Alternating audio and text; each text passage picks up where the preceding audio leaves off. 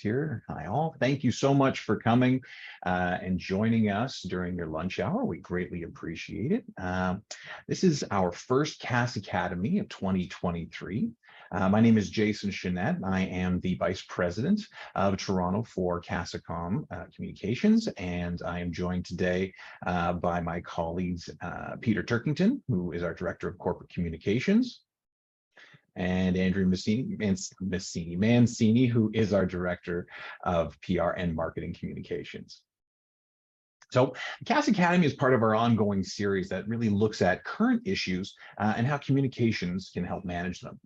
So today we're talking about essential communications in uncertain times. Now, throughout today's presentation, please feel free to enter any questions in the Q&A section, and our producer, Randy Lynn, will let us know who you are and share your questions with the entire group, and we'll get to answering those as well. And then also at the end, we'll open up the mics for what we hope will be a lively discussion. But let's get started. So today's agenda is going to include a discussion about the current landscape, and we're going to be looking at we're going to be looking at 5 different areas of discussion, being media relations, internal comms, employer branding, customer communications, as well as ESG and CSR.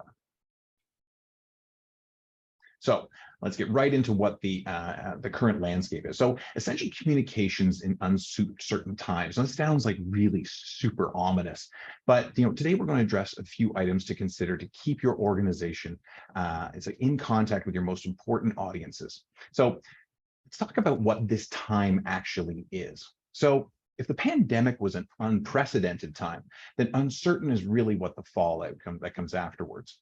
We're not in a recession, but there's definitely a threat that's there. We have a consistent inflation that's been going on for quite some time. So we've had multiple increases from the Bank of Canada. We're hoping, cross our fingers, that over the next 24 hours, they don't decide to raise rates yet again. We also have the impact for that inflation is on the cost of basic goods and services, housing, food. There's fluctuations here and there on both of them. International conflicts. Now those, we're not only recognizing obviously the destruction and the casualties alone, which are absolutely horrific, but it's the fact that the effect in global trade and access to energy and access to raw commodities that are also victim in this situation. We have one client where most of their raw commodities for the growth of their product came from the Ukraine, came from the agricultural side of the Ukraine, and a lot of their sales actually occurred within Russia. So this is affecting their business quite significantly. And then we also have the rising tensions, international tensions. We've got, balloons flying overhead. We've got, cancellation of TikTok on the government. We have election interference that's building tensions with other countries around the world. So what does this let us do? Well, it's led us to the state of the media. So the media has changed. The pandemic has caused a number of issues for the media. Obviously, we're competing online for advertising dollars, and newsrooms are shrinking. What used to be an entire building is now a single floor. Going to Winnipeg and going to the global studios, it's kind of frightening to see that you have a very small studio. You have 2 cameras which are operated by producers who are in Toronto. Big difference. So you're not having those huge television studios that you used to, and you're outsourcing content. So media are outsourcing the content that used to be business, that used to be entertainment. They don't necessarily have the staff in-house that are actually doing those anymore. They outsource it to other organizations that specialize in it. Consolidation of outlets. Print publications are consolidating, much as networks and television and radio have. You have an abundance of real news to cover. So some of the things that we talked about before, you have a small audience of journalists, you have an amount of real news that are covering, and then you also have us, public relations people, communications people who are looking to push their stories, who are looking to put more pitches for media to get that earned coverage. But the media is still very relevant. Where 45% of those folks who are very fans of news and gathering news, they're still getting their updates from TV news and evening news, late broadcasts. They're also following up with newspaper and online newspaper sites. Now, employees' reactions. So these are the people that are working for it. If you just go back one, Randy. So in the employee reactions, you have people looking at this state that we're going through, this situation of uncertainty. There's stress, there's anxiety from both the internal and external influences.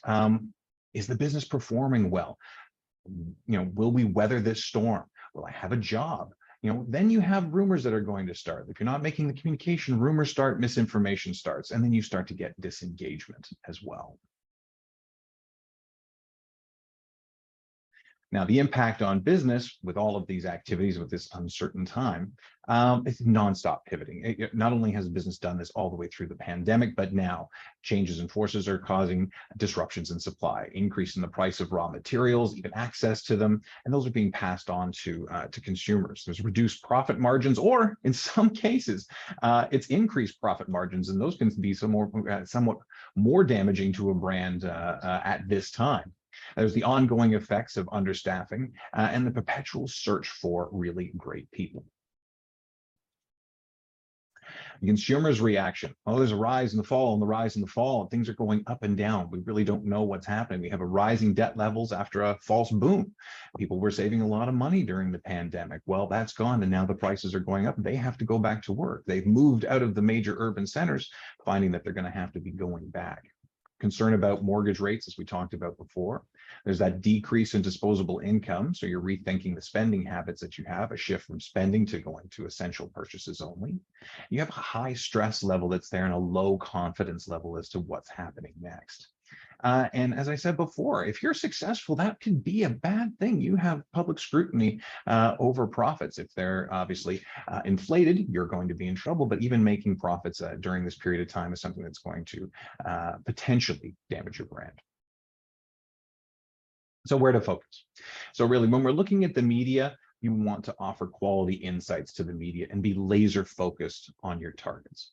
Internally, you want to manage the messages with your teams. As an employer, you want to up your employer brand because you want to keep your existing people and you want to attract the best. For customers, you want to keep your existing customers close and you want to keep them informed. And one thing we haven't talked about in the overall look of what the landscape is ESG, and it actually will inflate. It just essentially it infects all of these different areas to support not only your values but your customer values, to build your reputation as well as to give back. So, as I've been talking about a number of different areas, and I'm droning on, we don't want to hear me drone on completely because we have invited two other guests to be here. I'm going to pass things over to Peter Turkington to talk about media relations. Thanks, Jason. Now that we've taken a look at the landscape, I'm going to talk a little bit about media relations and why it's more important these days to be out there talking about your brand.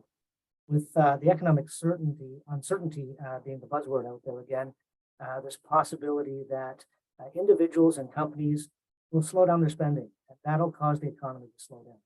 So what you'll want to be doing is getting out there and talking about the value and benefits of your products and services, continuing to use your social media, traditional media, to engage and connect with your customer base. By interacting with your client base through these mediums at this time, you can identify the opportunities that you can provide them solutions and services that can help them, even though they might still be cutting back a little bit due to the economic circumstances. The bottom line is if you help them get through these difficult times, then they're going to remain your loyal customer when the good times return. And that's going to be a long-term relationship for you. So now let's talk a little bit about how we can do this. Many people are only familiar with the advertising side of things and placements. Then they don't realize the power of relationship in generating our earned media coverage. In advertising, we have precise control over the message delivery, and we call our ad rep and we tell them exactly what we want to see in print, or we record a script and for broadcast. And when it comes to media relations, we lose a lot of that control. The journalists act like a filter to our message, and we must go through them to reach our end audiences who use our products and services. If we don't handle our interactions properly if we just go back to the define your goals slide, Randy, thank you. So if we don't handle our interactions properly, journalists can be more like gatekeepers, and the stories that we want to communicate don't get out. So we've got to focus on building our relationship with them, and this takes a bit of time and a bit of organization, but the benefit is that it leads to consistent and ongoing coverage. Now we start by defining our audience, who needs to hear our message. And then depending on the market that we're selling to, it could be national, it could be international, maybe it's industry or trade related, or even broken down regionally. Then we identify the media outlets and reporters that we want to talk to reach that audience. And when we do that, and think about the end result, you've got to think about what's realistic and what's your ego getting in the way. And remember, to have the most success in pitching your story and getting it past the gatekeepers to the end audience who use the products, you've got to be helpful. It's got to be easy for the reporter to use the information that you give them to create their story. So think about how you can help them most. And the basics for doing this are, as I said, building ongoing relationships. And to do that, we have to focus on providing value, just like we do with our clients. We start this by doing what I call reading the room. And that means that once we've picked out our media outlets and reporters that we've got to talk to with our key messages to get to our audiences, we need to learn as much as we can about these reporters and these outlets. Do your research by reading the articles that they have done in the past. They're checking out their social media networks for additional information that you can glean. I'll just give a quick example here. I had arranged an interview for a client a few years ago, and in researching the journalist, I found out that he was an avid cyclist. And this was great information to have because my client was also an avid cyclist. So prior to beginning the interview, they were able to have a little bit of a chit chat about their common interest, and it set a very friendly tone for the interview, and everything flowed very naturally and easily, just like a conversation in a coffee shop from there, and resulted in a fantastic article. You'll also want to take a look at past issues of media publications that you are dealing with, to look at the type of stories they've covered in the past, the style that they write in, and this will help you to tailor your pitch more precisely. If the reporter notices that your pitch closely matches the style that they used to write in, it's going to create not only a positive impression, but it's going to make it easier for them to use your content. And next, you've got to make sure that what you're pitching reporters is newsworthy. So what is news? Well, it's typically broken down into hard and soft news. And hard news can include investigative journalism, political stories, crime stories, or business stories. And soft news is celebrity, arts, lifestyle, and sports. These are augmented by local angles and compelling visuals, emotional aspects, or angles that focus on friction and disagreement. One of the most critical steps, though, in becoming newsworthy for a source, a newsworthy source for reporters, is gaining and maintaining trust. And the best chance you have of getting your news into the daily run is if a reporter or editor knows your information is reliable. So once you've secured that interview, remember that nobody knows your industry better than you do. You're the expert, so share your knowledge with the reporter, but don't be overly promotional in the story that you tell. Provide insight, educate the audience, and back your story up with facts and figures, proof points, and case studies. And after putting all that effort into getting attention from the reporters, make sure that you're available. They work on deadlines, so make sure you're available when they call to talk to you, or if you've been asked to write a byline, make sure you get it to the editor in time for them to do what they need to do before it goes to print. So let's take a look at a little bit at the topics now. We provide quality content to journalists through bylines, Q&As, interviews with credible industry experts. This all can lead to a long-lasting relationship with journalists and outlets. You might be reaching out to show them how your product or service can provide a solution to a problem, or maybe offering expert commentary on an existing story that's out there. We call that newsjacking. Or maybe there's a survey that you've done to discuss trends, insights, and revelations with the media. That's always a good way to get into a news story. As long as you're doing these type of things regularly on an ongoing basis, journalists are going to notice that you are reliable and that you have quality content. They'll begin reaching out to you when they're working on stories, when they're touching on your industry, your area of expertise. And you won't always have to rely on pitching them. So it will be sort of a two-way dialogue between both of your organizations. The bottom line here is the easier you make a reporter's job, the more likely they're going to see you as a reliable resource and reach out to you over and over again.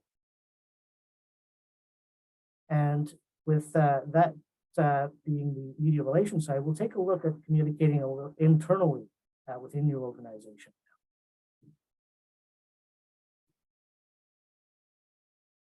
So effective internal communications is essential for companies to succeed. Overall, it really plays an important role in creating a positive work environment.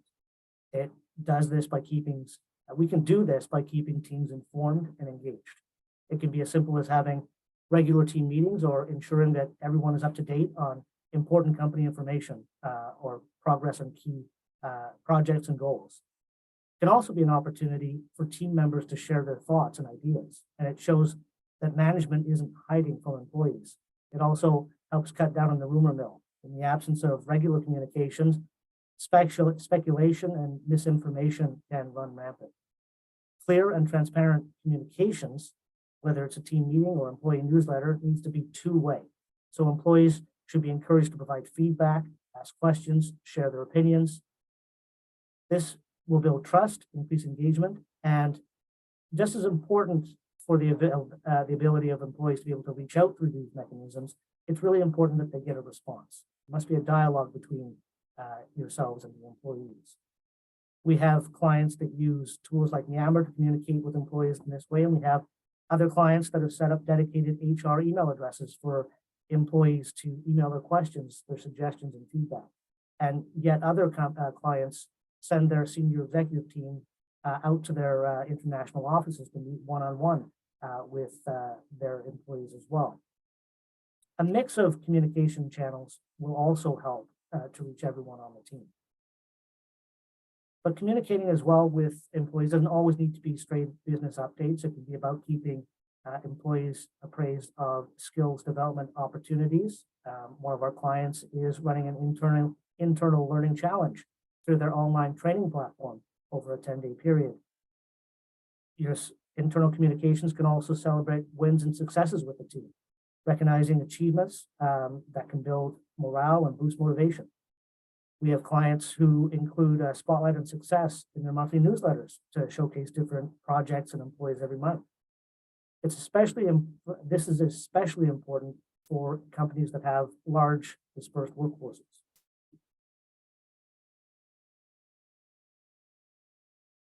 It's important as well that leadership within an organization doesn't assume that they know what's important. They may think that they do, but it's often filtered through their own perceptions and not actually representative of the pulse of the organization. Starting with a simple discussion among leadership team members about what they're hearing on the ground is a good first step, but it's also valuable to conduct anonymous quarterly surveys of the whole employee base. This is something that we actually do here at CASACOM, and the information is tremendously helpful in helping shape the way that we move forward. You could also go old school and have a suggestion box available, but the key thing again is to make sure that you address everything that comes in. The bottom line is simple. Don't be afraid to ask your employees about what's going on. Knowledge is always preferable when it comes to communications with employees. You need to know what's going on.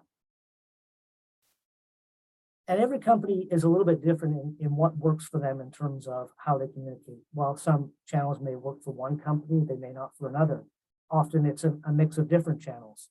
I'll give you another example with a client that we work with. They only have email addresses for employees that work in their corporate office, but the majority of their workforce is actually out on the front lines delivering services every single day, and they're not connected to the corporate intranet or the email server. So an e-newsletter wouldn't be a really effective way to communicate with this team. Now, the solution for this was to come up with a hybrid newsletter, because the frontline employees check in at depots every morning and every afternoon when they start and end their shifts. So hard copies are able to be distributed on those locations, while emails can go out to anybody that has an email address. To figure out what might work best for your organization, you probably need to do an audit of the tools that you're using to see what's working best, and most importantly, what the employees are most comfortable in using. From there, you can figure out what content to include, who the contributors should be, how frequent the communications are, and what the actual approval process is.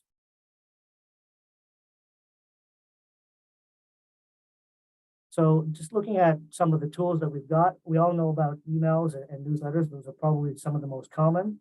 Many of you probably have an intranet at your organization as well. And gamified news, we've worked with some clients to actually come up with quizzes and interactive activities to keep their employees engaged while learning about various aspects of the company as well, and various things that are going in within the company. Celebrations and regular feedback that I've talked a little bit about.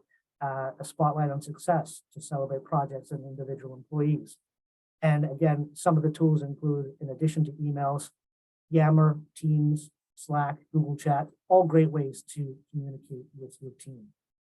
And with on that note, I will pass it over to Andrea to talk about employer branding. Thanks, Peter. So as Jason mentioned off the top, a lot of organizations and brands are dealing with employment concerns. So whether it's with employees leaving their current job or looking for new opportunities, attaining great talent, a lot of companies have been dealing with this over the last 3 years, and it's going to continue into 2023. And that's why having a great employer brand is so important. So before we start off on what employer brand is or what it is, I wanted to give a bit more information on some data that I thought was really interesting. So in a recent recruitment survey, they found, that was just released, I believe in January, they found that 50% of Canadians plan to change their jobs in 2023. And I thought that was quite a large number, so it might surprise you as well. And this number is going to continue to rise, and it has been rising over the last year and a half. And I'm sure you're wondering, who are these 50% that's going to leave? And the survey found that those that want to leave are usually that have been with the company for about 2 to 4 years. Those are in the Gen Z and Gen Y group, as well as tech workers and working parents. And I'm sure you're wondering why. What are the top reasons they want to leave? Some may surprise you, some may not. But of course, compensation, having a higher salary, better benefits and perks. Everyone's always looking for something different when it comes to working in organizations. More advancement opportunities. It's not just about having that job, but also when you're at an organization, how can you develop and grow and get to that next step? And of course, the greater flexibility to choose where and where to work from. Of course, over the last few years, we clearly can all work remotely and do that effectively. So more people want that option when looking for an employer. And another great stat that came out, and this kind of leads more on the retention side, is that this year, it's not just about attaining employees, but making sure that you're recruiting or retaining amazing people and making sure that they're staying there for a long time. And both attaining and retaining kind of goes hand in hand, and that what leads into having an amazing employer brand. So I want to talk a little bit more about what an employer brand is.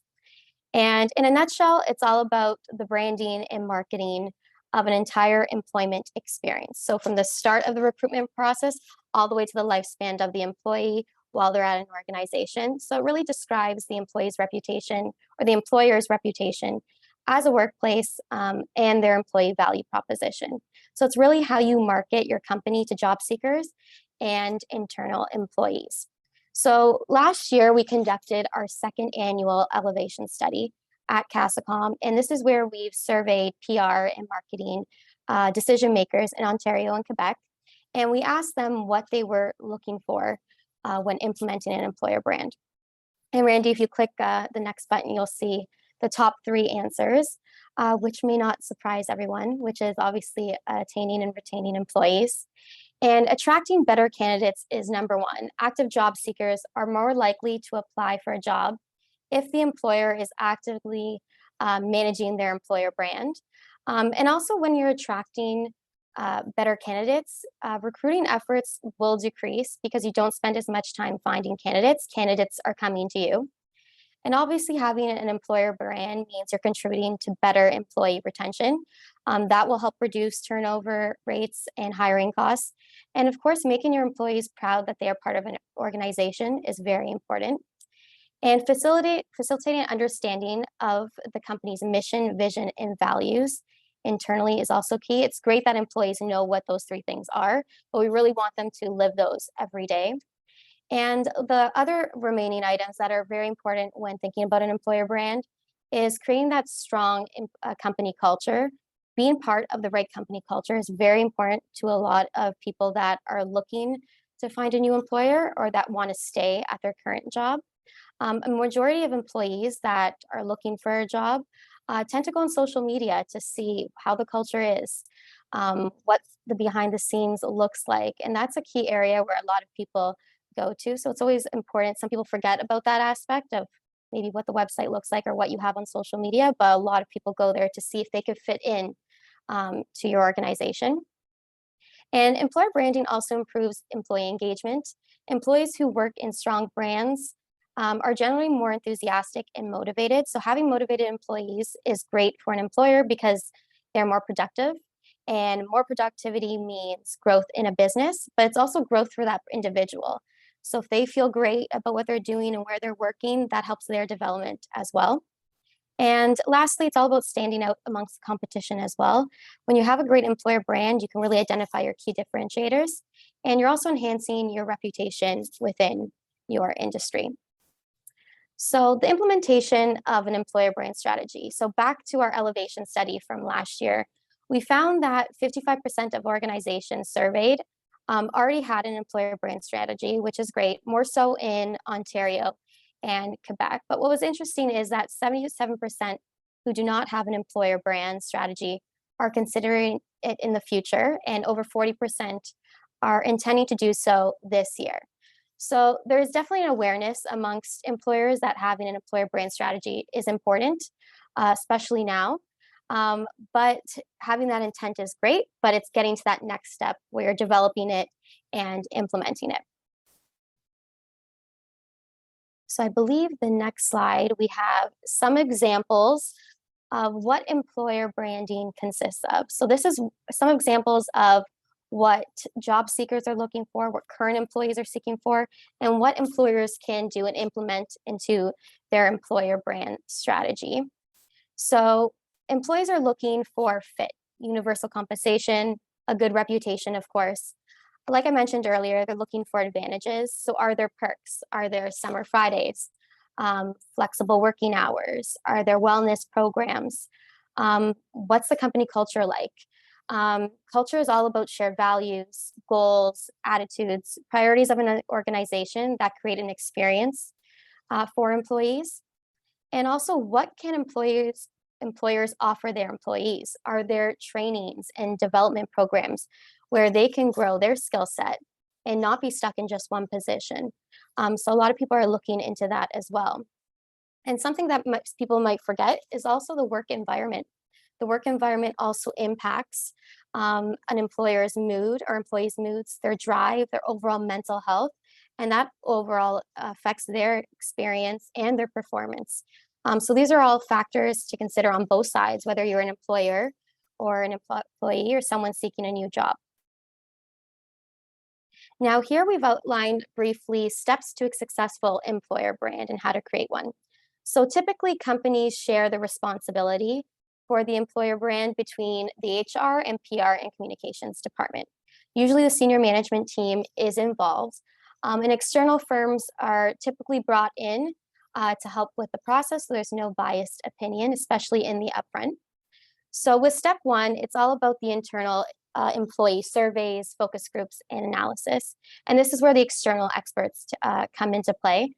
So sending out employee surveys that are anonymous, getting their feedback on the current employer brand, getting their thoughts about compensation, advantages, work perks, things like that. And then from there, developing a competitive analysis. Where do you compare amongst the competition? What are the same? What do you have the same? What are different? Having an audit of your communication tools and platforms, as well as your recruiting methods. And also digging into focus groups. Having those anonymous surveys online are great, but when you have that one-on-one feedback with an external person, that helps a lot. And from getting all that information and measuring all of that, you're really figuring out where your key differentiators are. And from there, you're creating and developing your employer brand strategy. And this is where you're really distinguishing your key features and what makes your company stand out. And from there, you're developing a campaign, a concept, slogans, images that really will bring your employer brand to life. And then third step is implementing it. So presenting and launching it internally first, and then from there, launching externally to attract new candidates. So before we end the employer brand section, we wanted to show you an example of how to bring your employer brand to life. And it just so happens a few weeks ago, CASACOM launched our new employer brand.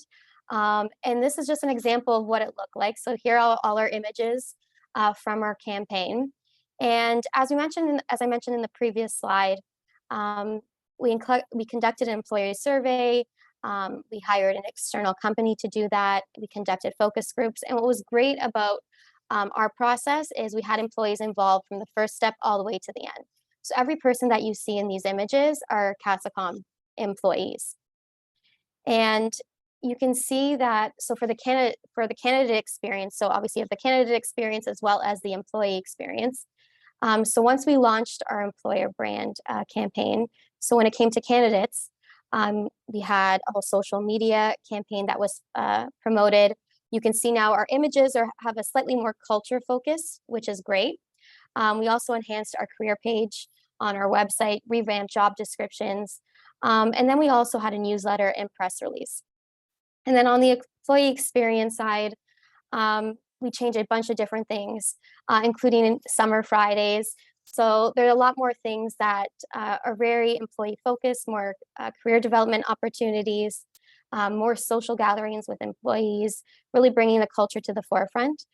So this is just an example of how you can really enhance your employer brand and involve your employees as well. So customer communication. So as we mentioned earlier, a lot of customers are facing a lot of hurdles right now, and they're looking to brands and organizations whose purpose and values are genuine and come with good intentions.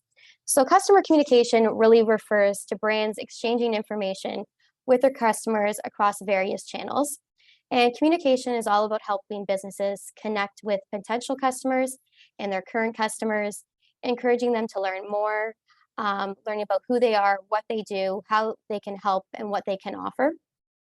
And keeping the lines of communication is extremely important now more than ever.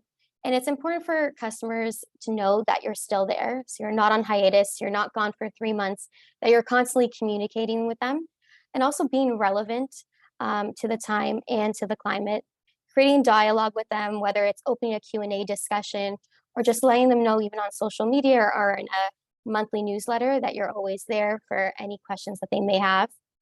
Also keeping them informed, using useful information, but information that's easy to understand and to process. People are being inundated with so much communication now, and people just want things that are easy to understand and to process. And of course, providing insight and education. That's always something that people and customers want to know. Now, owned media is a big part of customer communication. It's really about any online property owned and controlled by a brand. So that can be a blog, a newsletter, social media, their website. That's all owned media. And it's all about being effective, efficient, and controlling the narrative as well. So with owned media, it's about creating real connections with customers, but most importantly, it's about being the solution and not a salesperson. So it's how do you fit into the current climate, listening to their needs, starting that dialogue, like I mentioned, being responsive. So if someone's actually asking a question on social media, don't wait a week, be responsive to them the next day or the same day. Issuing regular newsletters, whether it's monthly, weekly, bi-weekly, having that consistency, and also becoming part of a forum or hosting your own forums. It could be an Instagram Live, Facebook Live, depending on what who your customer is and your key channel. So these are things to think about, and it's all about promoting and what value you can give to customers. That's something to really think about as well when you're using these different channels. And lastly, we wanted to talk about best practices when it comes to customer communication. So the first one is communicating with your audiences regularly, not just as a sales or product promo. So it's really important to communicate with your customers and keeping them informed on a regular basis, but you don't want to annoy them and overwhelm them. And an example that came to mind is the Toronto Blue Jays. So I'm a customer, I buy their tickets, I follow them on social media, I also subscribe to their newsletter, and of course, one of their main goals is selling tickets, but they do a great job of communicating different things throughout each week. So yes, they're promoting their tickets one week, but the next it can be a player interview. It can be updates on the Rogers Center renovations, information on what's to come this season. So they're always providing valuable information to their customers, and it's not always sales promotion related. Omni-channel delivery, that's another best practice.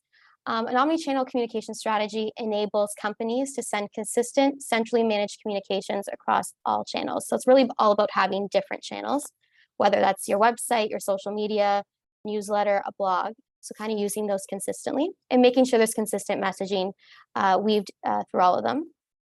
Creating compelling and engaging content, that's very key. Whether that content is educational, inspirational, interactive, newsworthy, entertainment type of content. It's really balancing between all of those. And an example I can bring up is with one of our food clients. Yes, it's a product and we're trying to promote sales, but what we try to do is create engaging, fun content, whether it's recipes, interviews with chefs, tips and tricks on how to use the product, behind the scenes, and how the product is created. So really making sure that what we're providing our customers is unique and different, and it's providing value to them as well. Being empathetic and human in your communication is really important now. Customers now expect the human element to be integrated into every stage of the customer experience. So this could be with a newsletter. There are a lot of new newsletters that go out that are very generic, but just adding that personal touch of including their name in a newsletter makes all the difference. Or when you respond to them with a question, that question is tailored specifically to what they asked you. And also don't spam customers or overwhelm them with communications. It's just trying to find that balance of how often to reach out to them. And brands or different organizations, it really depends. Some reach out to their customers every day, some bi-weekly, some once or twice a week. It's just figuring out what works for you. And tailoring your message for each channel. So each channel is unique and it's not meant to have the exact same information. So adapt for each channel. So whether it's Instagram to a blog post, to a newsletter, to Facebook, to LinkedIn, the messaging can be the same, but you need to adapt how you write it. Of course, there's different links. Images work better for Instagram versus some other channels. So it's really playing around and making sure you're adapting per channel. And most importantly, it's all about providing solutions. That's the key thing when it comes to customer communication, and that's the primary goal. It's how you can be of value to your customers. So that's something to always remember. So Jason, I'll throw it over to you for ESG and CSR. Great, thanks, Andrea. We've been feeding everybody out here like getting water from a fire hose, and we appreciate your sticking with us. And we have this one last area that we want to cover, and then definitely, if you have questions, please put them in the Q&A. We'd be more than happy to answer. So our last piece is ESG, and this is really very much a fundamental element in the future of decision making, and that's by consumers, investors, financial institutions, insurers, etc., all of your stakeholders. So overall, companies that turn a deaf ear right now to ESG are going to pay the price and face many, many pitfalls, both in accessing financing and recruiting talent and supporting their growth. So right now, you know, we for an environmental angle, so it's, ESG is, and you know, it's the environment is one of the angles there, and that we live in a country that recognizes that we're in a global climate crisis, and to that end, our government's looking for leaders in the business community to implement and effect changes. Now, we've seen this before. Be proactive, contribute to the solution, or have a solution foisted upon you. Now, one is planned and executed with the health of your business and your industry and in your community as well in mind, and it keeps you in control of your business. And the other forces you to react to and shoehorn your operation to parameters that are set by others. So essentially, this is not something that the companies can ignore at this time. So with the implementation, we're seeing that there's a good news story here. Is that many businesses in Ontario and Quebec are taking advantage of the opportunity to start with their ESG strategies. And on average, about 50% of them with committed communications departments, again, this is going back to the survey that Andrea had referenced, say that yes, they have implemented a strategy for their business. And this is a growth year over year of about 11%. So that's good that this is being taken seriously, because it is a very important step for marketing communications. So the change is happening, but why? Why are they changing? Well, considering that our responses came from a lot of marketers and communications people, you're going to see that it says that, they've implemented ESG to convey their values, but it's also to take the lead into their category and influence from the opinions of their audiences. But among other reasons that they're meeting these requirements is to be meeting the requirements of investors and engaging with external stakeholders. So whatever the reason, they are the ones who are thinking ahead and taking the leadership position at this point. Now, whenever you're looking at this uncertain situation, you're doing good is always a positive angle for any business. And as mentioned off the top, this is also good for the health of the business. So employer branding, as you can see, the sign of a thought leader, this is something that can be tailored for media relations. A talking point to your customers, so the customer relations that Andrea was just talking about, and a point of pride that can be contributed by sharing this among staff, which is internal communication. So as you can see, this is weaved through everywhere, but the barriers that we've listed here are the things that are holding people back or holding corporations back from actually taking that step and implementing ESG. And really what these barriers are for anybody making this a priority for all of your stakeholders. It's having the time and making the time, carving it out to make this a reality, to be able that you're collecting the proper data that's going to show how you are affecting change. Developing clear positioning as well, and definitely bold and smart goals that you're planning to achieve. And making sure that you can rely on your in-house experts, because they're the ones that really know your business and know what's going to happen in the future. But a lot of them say that there's a lack of expertise that's available. Well, there's also expertise that you can find outside. It's us.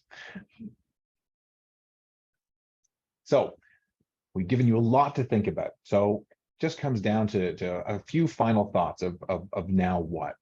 So one, don't stop talking to your audiences. Scale back if you need to, but definitely during these uncertain times, be there.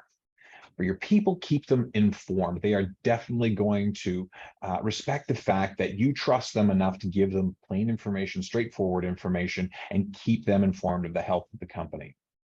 Build your brand, your employer brand, by engaging your employees. They're your greatest asset. And in the long run, they are definitely going to be your greatest ambassadors as well. And definitely be helpful to your masses so they can help navigate this uncertain time and these uncharted waters. Because if you have the solutions, you need to be sharing them with them, because that's going to put you in a fantastic light.